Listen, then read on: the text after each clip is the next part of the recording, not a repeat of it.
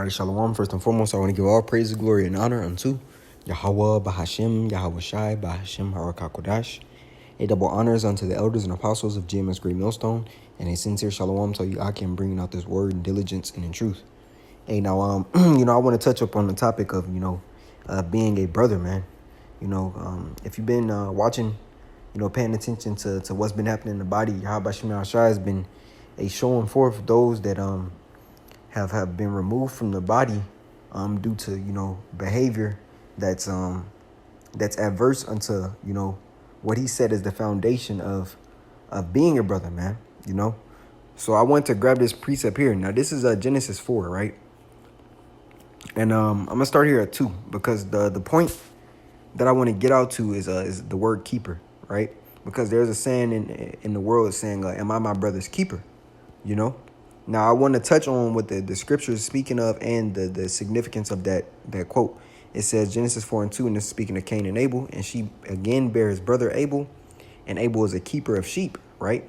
And a keeper of sheep is one who maintains, one who guards, one who has the overwatch, the oversight, the good estate or looking over the estate of the sheep.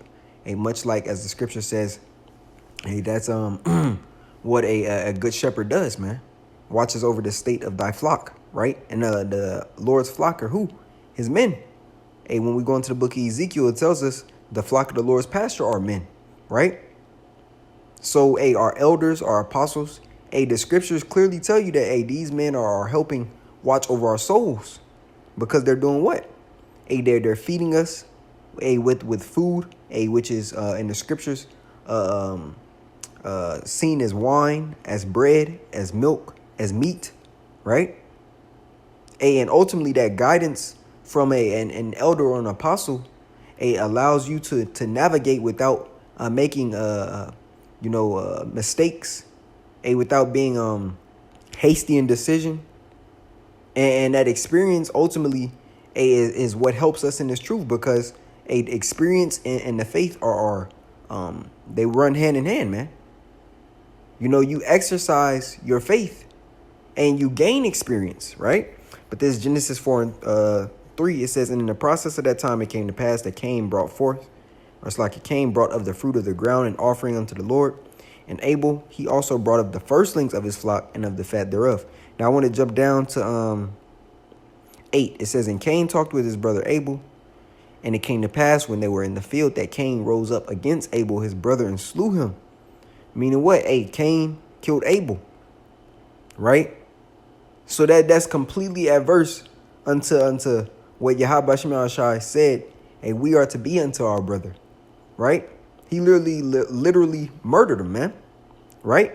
It says, and the Lord said unto Cain, Yahweh said unto Cain, where is Abel thy brother? And he said, I know not. Am I my brother's keeper? Right? And when you go into this word keeper here, it means guardian, right? But it's more than that. It's more than that. It means guardian, protector. I'm going to grab it. H8104. It says to keep, to guard, to observe, to give heed. So the Lord asked him that question, right? And he said basically he's not the one to be watching or to be guarding over his brother, which is false. Because and part of the ministry, and brothers aren't babying you, Brothers aren't spoon feeding you. But we do watch over one another, man. We do watch over one another. And that's part of, of being a brother, man. To make sure that things are happening in the best interest of the body. Because every brother didn't grow with the same experiences or in the same household. So we have varying levels of life circumstances. Some brothers grew up super rough, man, and have those experiences to get it out the mud, so to speak, or to grind, or to push in a certain way, But the duality and the balance of the Heavenly Father has to where you have brothers that didn't grow up in that environment, who have opposite. You got brothers that enjoy, trying out different things. It may be something as simple as, brothers may only be used to eating a certain diet, right? But then you may have a more experienced brother whose palate has been expanded through certain circumstances that Yahweh Shai has brought him through. who can, for example, a Brazilian steakhouse, so to speak, right? Every brother didn't grow up going to a Brazilian steakhouse or even a so-called 5-star restaurant, right? But you have brothers that have grown, have gotten certain careers and jobs and have went to these places, so that'll be a new environment for a brother that's inexperienced in that field. So as a camp, if you're able to go and experience that as a body, and teach whoever is maybe unlearned, that's now an experience that brother that didn't have now has. And that's just something that's enjoying, enjoying fellowshipping, But it could be something that's, a brother that never worked on cars before, He has a vehicle, but he don't know the ins and outs. You got certain brothers that may have never changed a tire before. Brothers that never changed oil, right? The brother that may have a flat tire and is calling brothers or may call a brother to get help. That's still being a watcher, being a guard over that brother, being in the best interest. And brothers have been sick, and brothers can attest to it, man. Brothers all over the world can attest. You may get a call from a brother at a specific time or a late night call saying they need help with something. And you sleep and you got work in a few hours. And it's beautiful because the experience and the guidance of the elders, just the gems that they throw, man. The gems that they throw, Oh, would you, if Yahweh Shai was in this position, would you do it? Something is simple as a saying is that. And you like, oh, snap. Because you're supposed to look at as if Yahweh Shai is in every brother. Because the spirit of Yahweh Bashim Yahshai rests within us, man. Right? So, yes, he is supposed to be his brother's keeper. He is supposed to be his brother's keeper, man. Now, that don't mean guardian. That don't mean babysit. But nevertheless, we do look out for one another, man.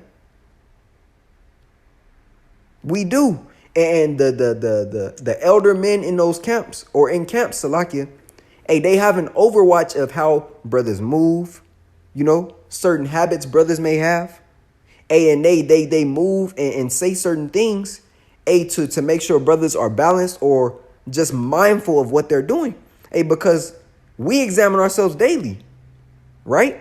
We examine ourselves daily, and in examining ourselves daily, you start to notice that it's certain things you have to pick up on, right? And in noticing that, you may be able also, after you've corrected yourself, to be able to help another brother, man. But I got another precept because, that was just Genesis 4. I want to grab this in 1 Corinthians, the top. It says, though I speak with the tongues of men and of angels and have not charity, I am become as sounding brass or a tinkling cymbal. And though I have the gift of prophecy and understand all mysteries, and the spirit is coming off of this video. I didn't finish it, but it's the San Fran brothers, GMS, San Francisco, Akim, and they went in on basically, what happened to them, man. Their accounts or testimonies of, the unbrotherly experience and the hell that they caught, right? But it's two. It says, and though I have the gift of prophecy and understand all mysteries and all knowledge, and though I have all faith so that I can remove mountains and have not charity, I am nothing. Because the scriptures tell us what? And I'm going to grab it and I'm going to come back to this. This 1 Peter 4:8, and above all things, have fervent charity among yourselves, for charity shall cover the multitude of sins. And we're all filthy. Every single one of us. It says, and though I bestow all my goods to feed the poor, and though I give my body to be burned, and have not charity, it profiteth me nothing. Charity suffereth long and is kind. Charity envieth not.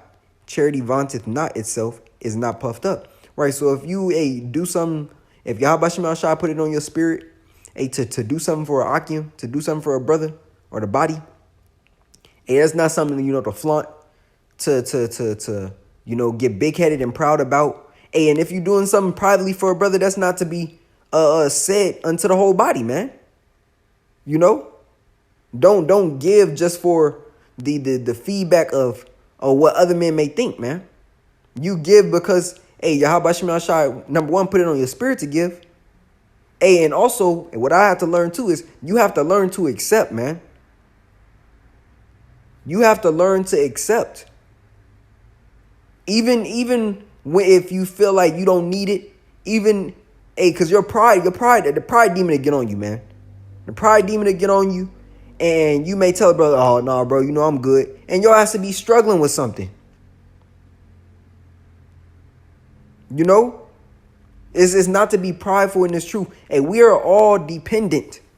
Nobody in this truth is independent, man. The order itself tells you that in 1 Corinthians. It tells you what? Hey, the head is Yahweh. Under is Yahweh Shai. Under Yahweh Shai is the man. Under the man is the woman. That's a line of dependency. None of us are independent. We depend on one another. Hey, and in the times that we're coming into, hey, Yahweh Shem Shai is going to show that we are all dependent upon one another, man. Right?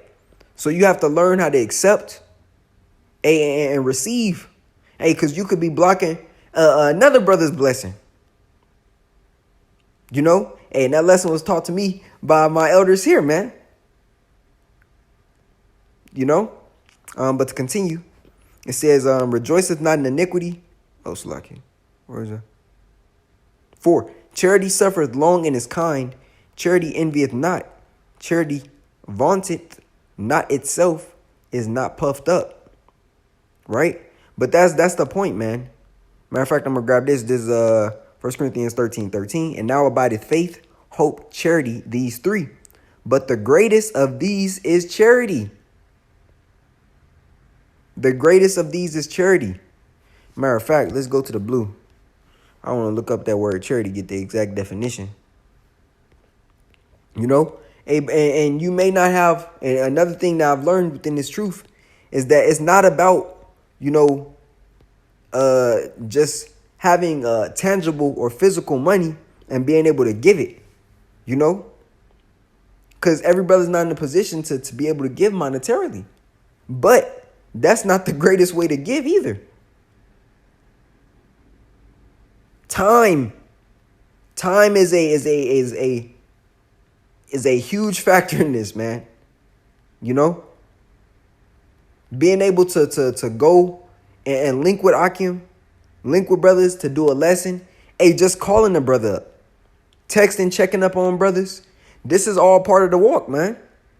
This is a body. You know, it's if a specific body part is not in unison with the rest of the body, hey, you are lacking and you become crippled. Now the whole body has to suffer. So this is charity. G26, agape, affection, goodwill, love, benevolence, brotherly love. And how do we show forth our love unto Yahweh Bashim Shai? It says, if you love me, hey, what? We're going to do what he says, which is what? Keep the commandments to the best of our ability. Laws, statutes, and commandments. Hey, as Yahweh Shai said, ladies too. Ooh, I'm going to grab that. So like, I want to finish this out. It says, charity, agape, affection, goodwill. Matter of fact, I'm going to grab the precept now, Lord will. I believe that's how I go. Ladies too.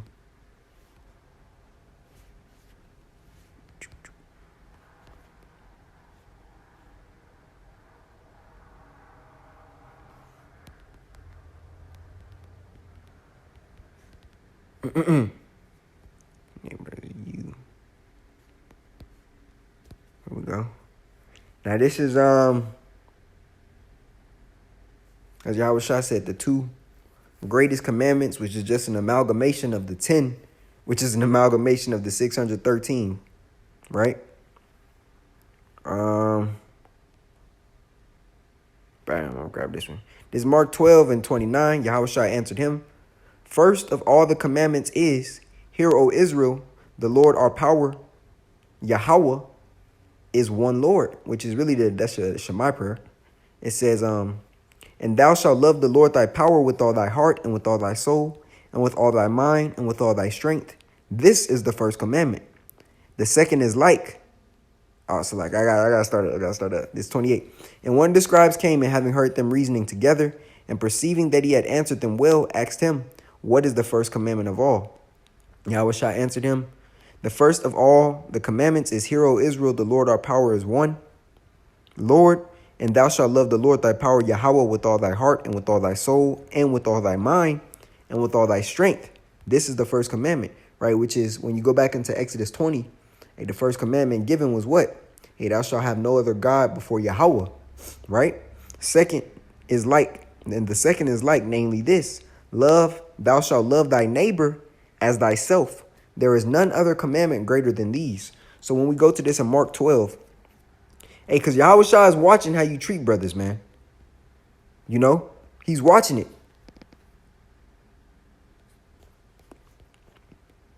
It's Mark 12 and 31. I want to grab this word here. I want to grab neighbor. It's G4139. And it reads, Pleson, neighbor, a friend, any other person, and where two are concerned, the other, thy fellow man, thy neighbor. It says, according to the Jews, any member of the Hebrew nation and commonwealth. So an Israelite, man. The body, because we understand not all Israel is of Israel, man. You know? But in the body, you're supposed to feel that love that Yahushua has for the body. It's supposed to be resonated through it, man. So that's the point, you know. That's the point, you know. That this is we in the body, man. You have men of all different types of talents, of gifts, you know, of experience, and to be able, Yahushua establishing, you know, us a body to where we could lean upon one another. So like, I gotta grab this precept, you know, I gotta grab it. Oh, it's Ecclesiastes. It's a lot. I gotta grab it. It's in Ecclesiastes. Chord is not broken. 3/4 chord. I believe that's how it goes. 4. Here we go. Being able to have a body, understand you're not fighting alone. Cause think about if you had to do it alone, man. That's you couldn't. If you had, now we understand, the scriptures speak about, you know, that how we're soldiers of Yahushua. And you do have to fight for your own salvation. I'm not saying that you don't. But the body is there for that reason.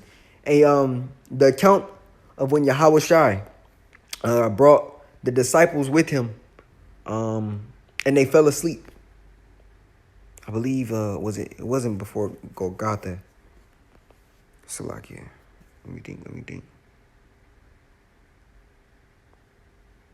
I believe he was praying unto Yahweh at that moment.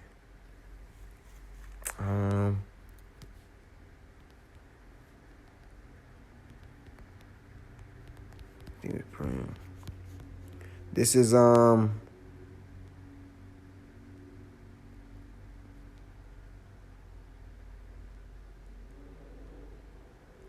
Yep, here we go. It's Matthew 26. And it was the Garden of Gethsemane, man. Which means oil press. It says, Then cometh Yahushua with them unto a place called Gethsemane, and saith unto the disciples, Sit ye here while I go and pray yonder.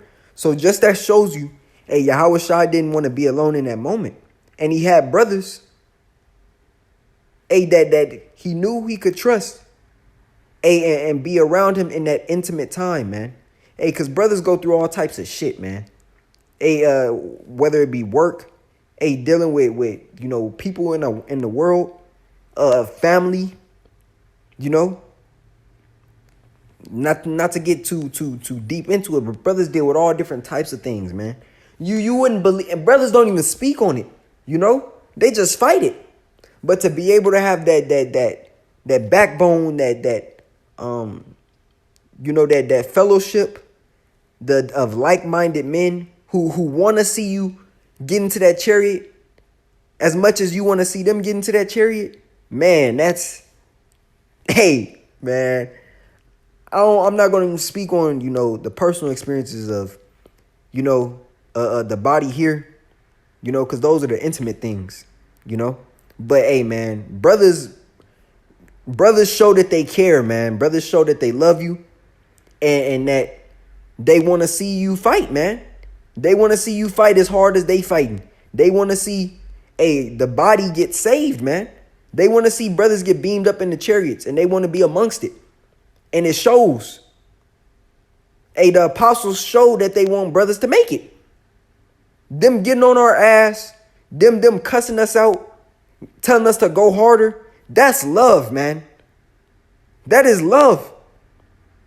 See, when we were rebuking other camps, and they get mad that we're rebuking them because of the doctrine, they don't understand that's really love. Because the scripture says, well, open rebuke is better than secret love, man. That's Proverbs. I believe 25 and 7, or 27 and 5, one of them. But it says open rebuke is better. That's why it also says the wound, matter of fact, I'm going to grab it, the wounds of a friend.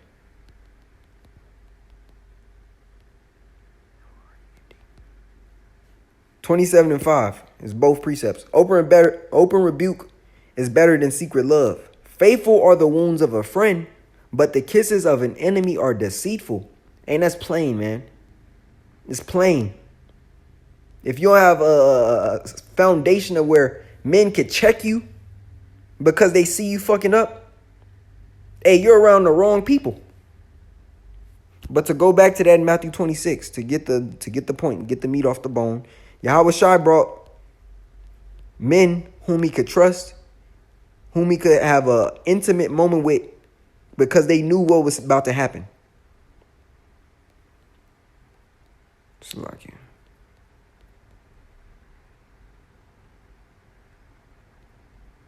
Where is it?